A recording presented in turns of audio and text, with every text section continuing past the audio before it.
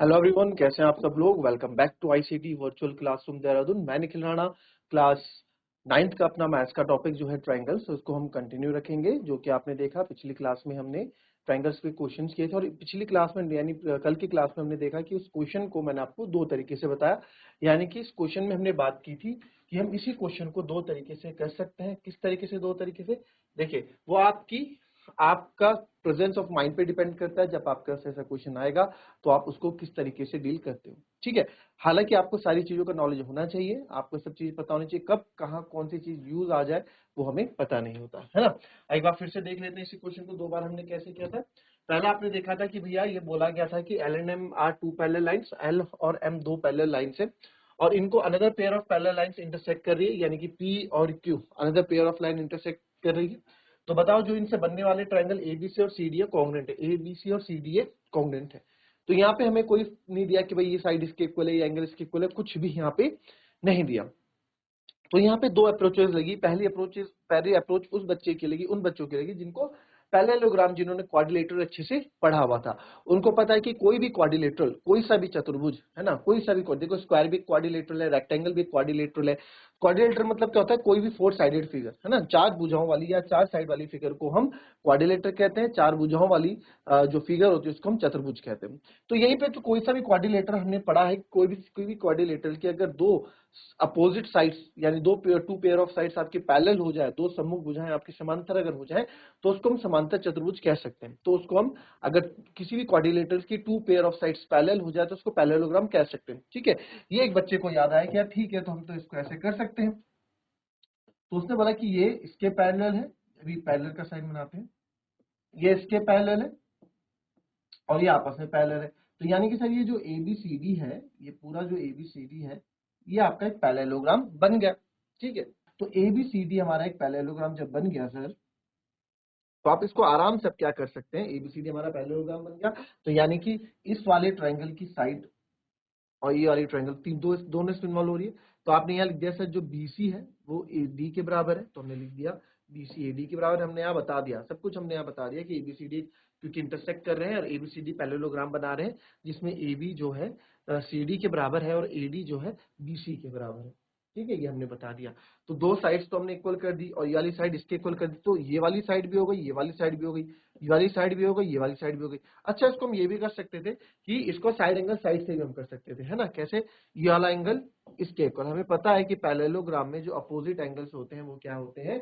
Equal होते हैं। तो आप इसको साइड एंगल साइड से भी कर सकते थे, ठीक है। तो आप बोल सकते थे angle B is equal to angle D भी यहाँ बोल सकते थे। बट हमने तीसरी चीज हमने एक नाम में ही पढ़ ली थी कि सर एसी यहाँ भी आ रहा है, एसी यहाँ भी आ रहा है। तो आपने फिगर में भी देखा, एसी इसके पास भी है और एसी इसके पास भी है, तो एसी एसी हमने क्या बोल दिया?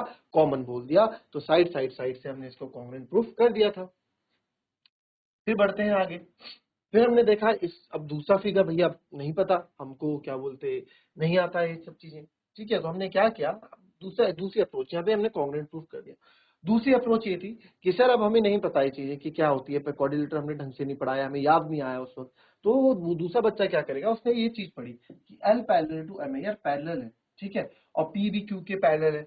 तो जब दो पैरेलल लाइंस होती हैं, दो समांतर रेखाएं होती है, तो वहां पे एंगल्स जरूर बनते हैं, बस एक त्रियक रेखा होने की जरूरत है। तो हमने देखा कि एल और एम जो है, यहाँ पे एल एम जो है एक दूसरे के पैरेलल, सॉरी, ये जो लाइन इसके पैरेलल है और इनको एक त्रियक रेखा ही काटती हुई जा रही है जिसका नाम है एसी। हमने यहाँ बताया कि L parallel to M and AC is a transversal. Sir AC क्या है? किसकी त्रियक रेखा है? हमने अच्छे से बताया कि एसी ट्रांसवर्सल यहाँ पे है। तो अब ट्रांसवर्सल है तो बहुत इजी हो गया। इस वाले त्रिभुज का जो कोण है, एंगल है, इस वाले त्रिभुज के कोण के बराबर होगा। इस वाले ट्रायंगल का, इस वाले ट्रायंगल एंगल के बराबर, ये वाला इसके बराबर। तो सर यहाँ दो एंगल तो इक्वल हो गए, ठीक है। फिर तीसरा हमने क्या किया, अब तीसरे साइड को भी हमने ले लिया। तो एंगल से हमने इसको क्या कर दिया? कॉन्ग्रुएंट प्रूफ कर दिया, ठीक है।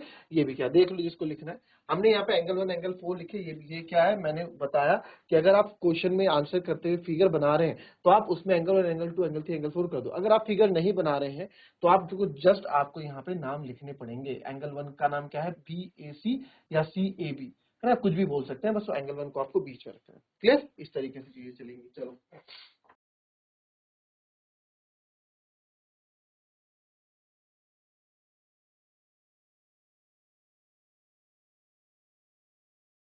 ठीक है। अब इसी से रिलेटेड हम एक और क्वेश्चन करने वाले हैं यहाँ पे। ये क्वेश्चन आपको यहाँ दिया गया, अच्छे से आप इस क्वेश्चन को पढ़ेंगे। चलिए क्वेश्चन आप पढ़ ले पहले, फिर इसको कर देंगे छोटा, ठीक है। ध्यान से इस क्वेश्चन को पढ़ें, अच्छे से पढ़ें इस क्वेश्चन को, क्या क्या बोला गया हर एक गिवन चीज को लिखेंगे और फिर इस क्वेश्चन को हम करेंगे। क्लियर?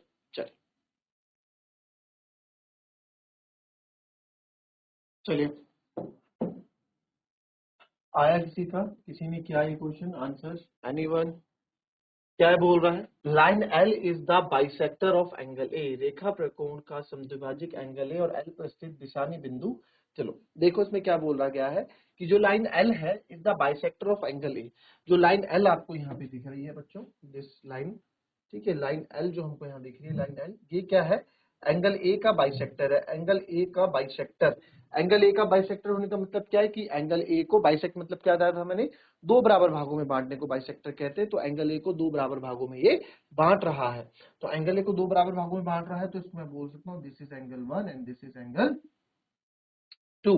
तो ये आपका एंगल 1 और एंगल 2 है, इसको आपने अलग अलग दो भागों में बांट देगा। इसका नाम लिखना चाहो तो एंगल 1 यहाँ पे अगर मैं बताऊं आपको तो क्या है, क्यू ए बी,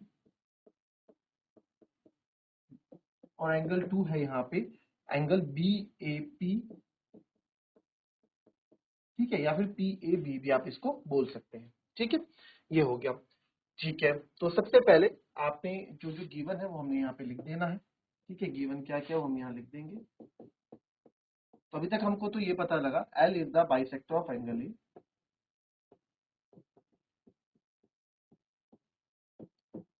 एल जो है एंगल ए का बाइसेक्टर है, जिससे आप सच दैट आप बोल सकते हैं कि एंगल 1 जो है एंगल 2 के बराबर है। इतना हमें अभी तक यहाँ से पता लगा। BP and BQ are perpendicular from B. BP और बीक्यू की बात यहाँ पे हो रही है। अब देखेंगे बीपी एंड बीक्यू कहाँ है।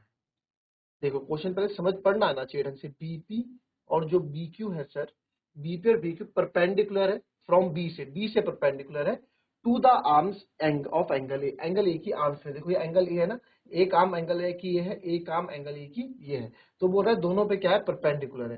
तो हमको साफ दिख रहा है यहाँ से बी से जो है, यहाँ से बी जो है इस पे बीक्यू परपेंडिकुलर है और यहाँ से बीपी जो है परपेंडिकुलर है। तो ये भी हमको दिख रहा है BP and BQ are perpendicular, ये भी लिख सकते हैं।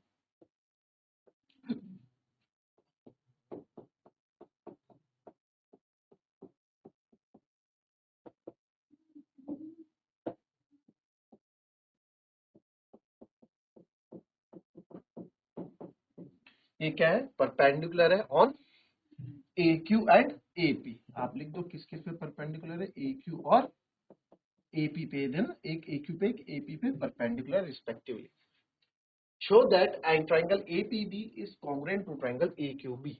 ठीक है, आपको शो करना है कि ट्राइंगल ए बी पी वाला ट्राइंगल जो है ए क्यू बी के ए बी क्यू के क्या है, कॉन्ग्रुएंट है।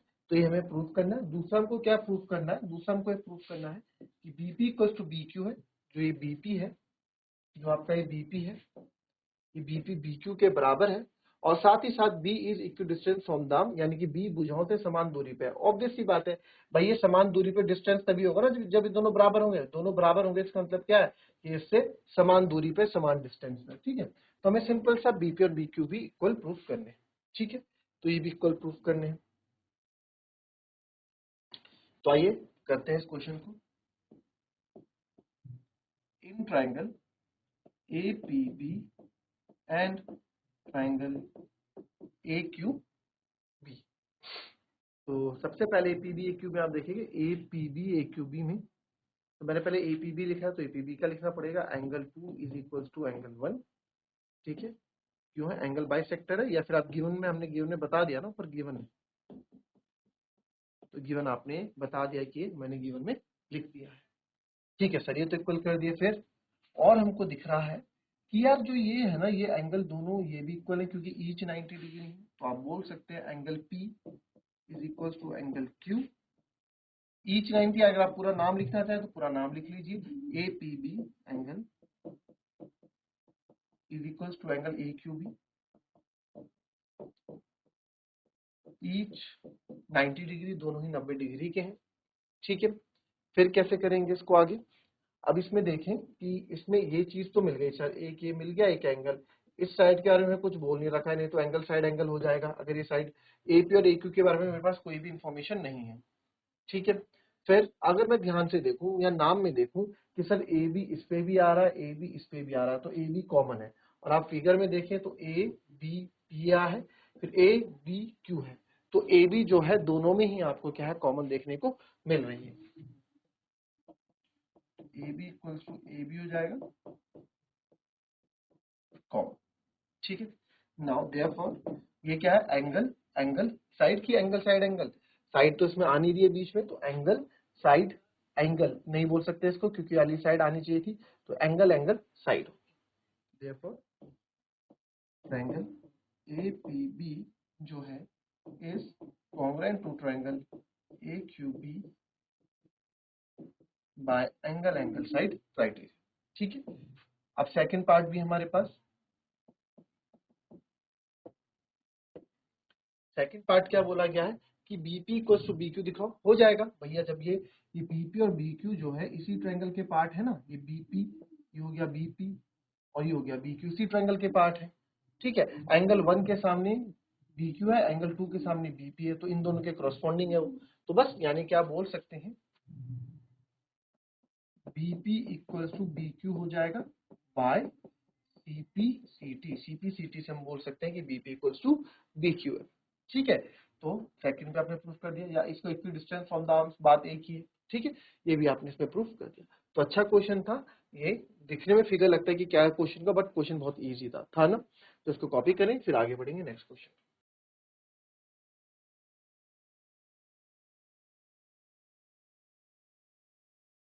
चलिए एक नेक्स्ट क्वेश्चन लिखेंगे। क्वेश्चन आपको आपको फिगर दी होगी,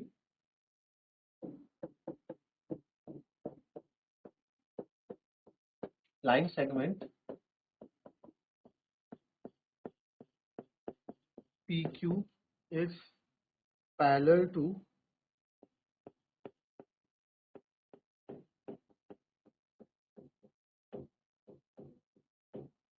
another line segment RS.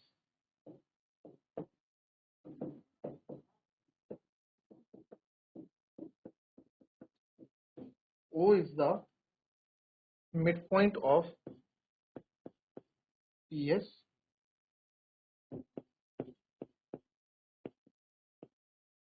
तो शो करो, शो दैट पहला triangle PQR sorry POQ, triangle POQ is congruent to triangle SOR। ठीक है, और सेकंड क्या शो करना है आपको, O is also the midpoint of SR, also the midpoint of sorry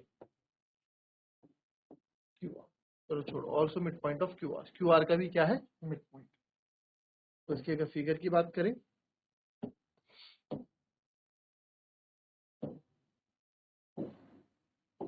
हाँ चलिए फटाफट करेंगे इस क्वेश्चन को, कॉपी करें और इस क्वेश्चन को ट्राई करें करने का।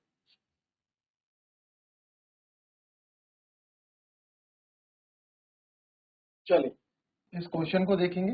इस क्वेश्चन में क्या लग रहा है आपको, किस तरीके से इस क्वेश्चन को आगे करना चाहिए। देखिए, line P Q segment is parallel to the line R, तो आप यहाँ सबसे गिवन पहले लिख दें, गिवन गिवन जो है सर, जो पी क्यू है वो पैरेलल है आर एस के। ठीक है, O is the mid point of P S, O is midpoint of PS। तो बच्चों PS का अगर मिड पॉइंट है तो आप बोल सकते हैं, मिड पॉइंट मतलब बीच में होगा, तो यहाँ से इसकी दूरी और इसकी दूरी क्या होगी, बराबर होगी, यही तो इसका मतलब होगा। तो वो is mid point of PS such that हम बोल सकते हैं यहाँ पे जो OP है वो आपका OS के बराबर होगा। ठीक है, ये गिवन में हो गया। अब प्रूफ में आते हैं, तो प्रूफ में आएंगे। अब आपको देखो, आपको यहाँ हमें पहले सब चीजें करनी है, हम करेंगे कैसे, है ना। तो आपको यहाँ पता होना चाहिए कैसे हम करने वाले हैं।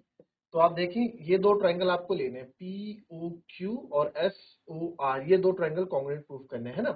तो अगर आप देखें यहाँ पे, अगर मैं ये करूं कि सर ये वाला एंगल, क्योंकि दोनों पैरेलल लाइंस है, ये भी बोला गया है कि जो PQ है वो आपकी पैरेलल है RS के। तो सर ये अगर ये वाला एंगल, या फिर ये छोड़ो आप, ये वाला एंगल इस वाले एंगल की इक्वल है, देखो ऑल्टरनेट ट्रायंगल, और Z भी बनाता हुआ आपको दिख रहा है, ठीक है, ऑल्टरनेट ट्रायंगल हो गया, ठीक है सर।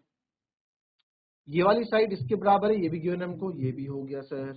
और क्या है, आप देख सकते हैं कि वाला एंगल और ये वाला एंगल आपस में दोनों इक्वल है, वर्टिकली अपोजिट एंगल। तो ये भी आपका यहाँ पे एंगल, वर्टिकली अपोजिट एंगल आपका यहाँ हो रहा है, ठीक है। साथ ही साथ आप अगर इसको यूज ना करें तो आप ये भी यूज कर सकते हैं, ये वाला, ठीक है। तो एंगल एंगल साइड भी यूज कर सकते हैं, एंगल साइड एंगल भी यूज कर सकते हैं। तो मैं एंगल साइड एंगल की तरफ जाऊंगा, तो मुझे पता है मुझे यूज करना है, तो लिखूंगा because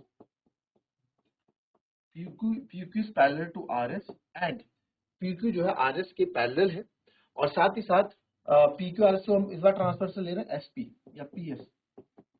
PS is transversal line. अब मुझे पता है, मैंने फिगर बना रखी है, तो मैं एंगल का नाम लिखता हूँ, एंगल 1, एंगल 2, इसको मैं एंगल 3 बोल दूंगा, इसको मैं एंगल 4 बोल दूंगा, है ना। नाम लिखने की जरूरत मेरे को पड़ेगी नहीं। तो आप यहाँ पे सीधे आप बोल सकते हैं PS देयरफॉर, ठीक है, therefore angle 1 is equals to angle 2, alternate interior angle बन रहा है, ऑल्टरनेट इंटीरियर एंगल बन रहा है। और दूसरा जो है आप बोल सकते हैं OS इक्वल्स टू OP, ठीक है, ये हो गया ऑल्टरनेट। ये सब गिवन में मैंने यहाँ पे बता दिया, ठीक है।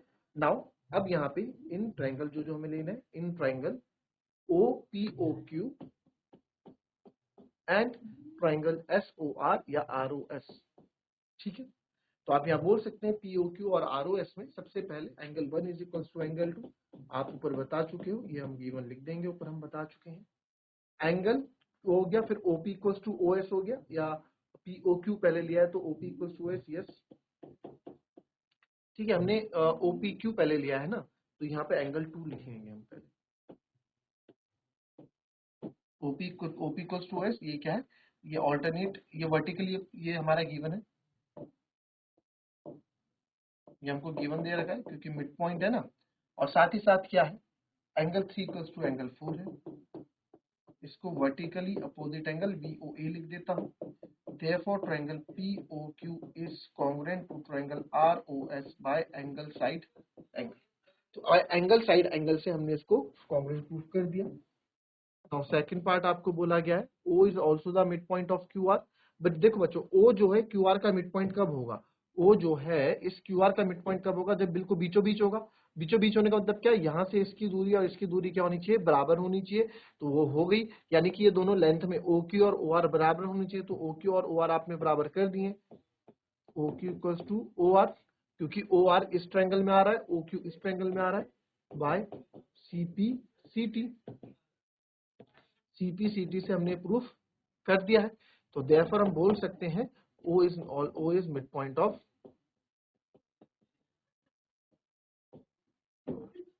ठीक है। इस तरीके से कॉपी कर लेंगे, ठीक है। तो इस तरीके से करेंगे। तो मिलेंगे आपसे अपनी कल की नेक्स्ट क्लास में with number of new questions. तो आज के लिए इतना ही, मिलेंगे आपसे कल की नेक्स्ट क्लास में, तब तक के लिए be happy, be healthy and be safe. Thank you and have a nice day.